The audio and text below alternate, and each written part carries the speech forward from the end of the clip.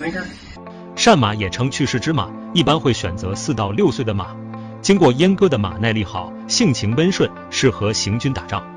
这头蒙住眼睛的马即将面临这个酷刑，兽医首先给他注射了1针麻醉剂。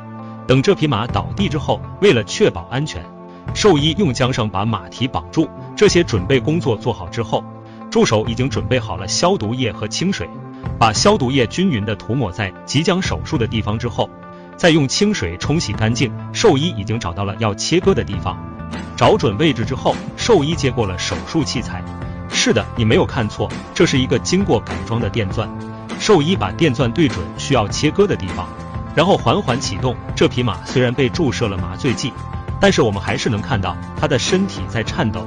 很快就成功切割下来一个，并且被扔向了远方。紧跟着兽医趁热打铁，又开始切割另外一个。